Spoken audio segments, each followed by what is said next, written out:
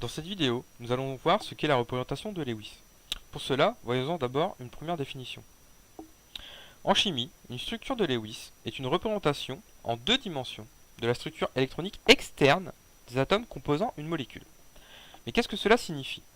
Voyons tout ça à travers un exemple. Si nous prenons ici la molécule de chlorure d'hydrogène, que l'on note HCl, il y a plusieurs manières de la représenter.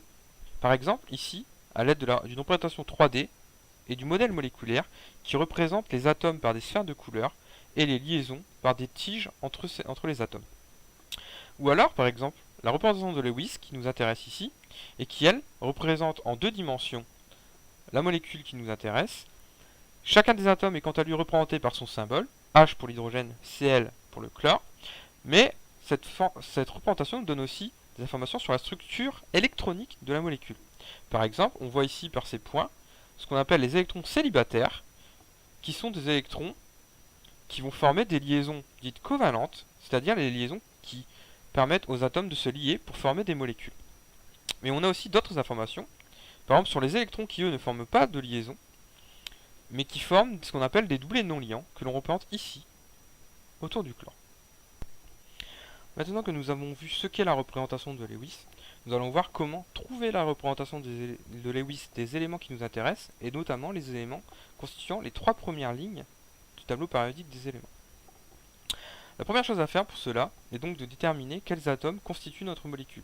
Ici, nous avons un atome d'hydrogène et un atome de chlore. La deuxième chose va donc être de trouver ces éléments dans la classification périodique et d'identifier le nombre d'électrons les constituant. Pour cela, nous allons utiliser une classification périodique des éléments et trouver les atomes qui nous intéressent. Ici, nous trouvons le chlore, et d'après la représentation que nous avons déjà vue, nous pouvons en déduire que ce chiffre représente donc les 17 électrons qui constituent le chlore.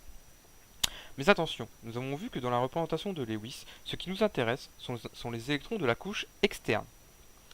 Comment donc trouver les électrons de cette couche externe? Nous allons utiliser la méthode qui a déjà été vue en cours, que je vous rappelle ici.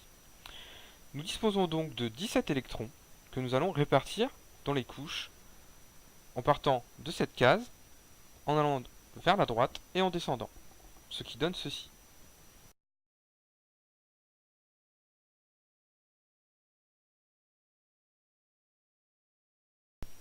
Une fois les électrons correctement placés dans les couches, il faut donc déterminer la couche externe. Ceci est simple, il s'agit de la dernière couche dans laquelle nous avons mis des électrons. Et donc, il s'agit donc ici de la couche M. Une fois cette couche externe repérée, nous allons pouvoir déterminer qui sont les électrons célibataires et quels électrons forment des doublés non liants. Pour cela, il suffit d'observer le tableau de la dernière couche. En effet, les électrons qui remplissent une colonne vont former les doublés non liants, que l'on peut représenter par exemple comme ceci. Et les électrons qui eux sont seuls et ne forment pas une paire dans une colonne vont former les électrons célibataires. En résumé, pour le chlore, nous avons donc ici 17 électrons que l'on répartit dans les différentes couches électroniques en respectant bien l'ordre, ce qui va nous permettre de déterminer les paires d'électrons qui vont former des doublés non liants et les électrons célibataires qui permettront de former des liaisons entre les molécules. Ici, dans notre exemple, nous avons donc 3 doublés non liants à placer et un électron célibataire. Si nous poursuivons sur notre exemple de la molécule de chlorure d'hydrogène, nous devons dessiner le symbole du chlore qui est Cl et y placer ces 3 doublés non liants autour, comme ceci. Nous pouvons aussi ajouter son électron célibataire.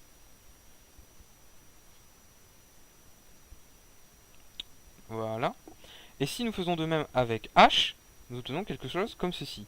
Il est alors très facile de voir que pour former la molécule HCl, il suffit de placer une liaison covalente entre les deux électrons célibataires, ce qui nous donne la molécule de HCl.